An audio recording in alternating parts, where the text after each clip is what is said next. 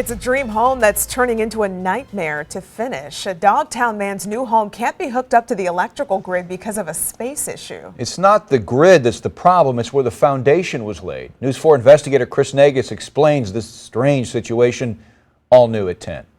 This is my first home. Alex Davis is building on a formerly vacant lot in the city. And just like anyone building a new home, there's a lot to think about. Flooring, windows, what vanities to get.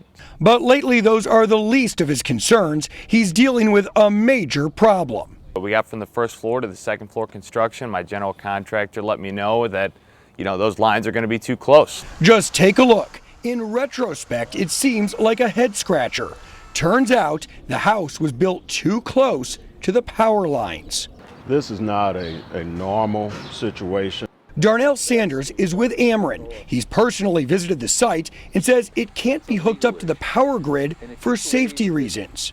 10 feet is the bare minimum that you can have between a structure and a power line for new construction. Davis discovered the solution won't be easy or cheap, and it will be painful for his bottom line.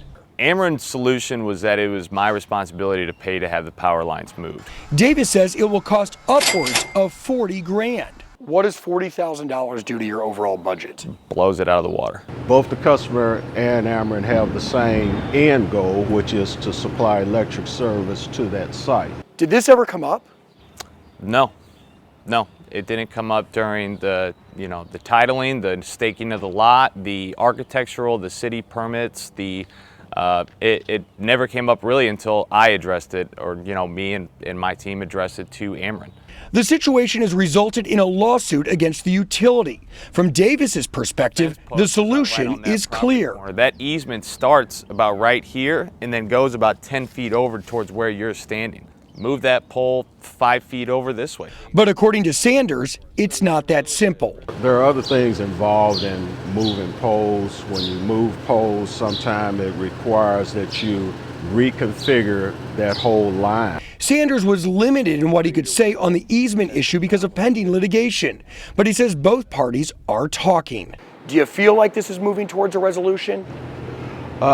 It's moving toward a resolution. Like you said, eventually it's going to be resolved because it has to be resolved. Pulled all the right permits and we have a problem, and now I can't complete my house until we find a solution. For now, Davis's future home remains electric free. Ameren wants anyone who's thinking about building a new home to remember this example and act before things get this far in the process. When you look at your site, if in doubt, call us.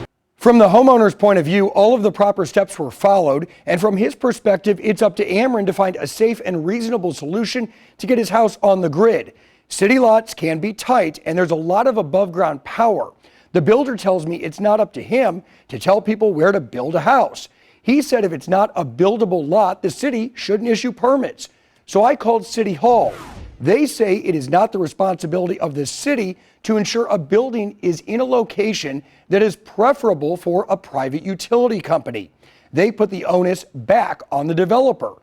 Both parties met at the site on Friday. When this gets resolved, I'll let you know, because this is an eye-opener for anyone thinking about building or adding on to an existing structure. Chris Negus, News 4.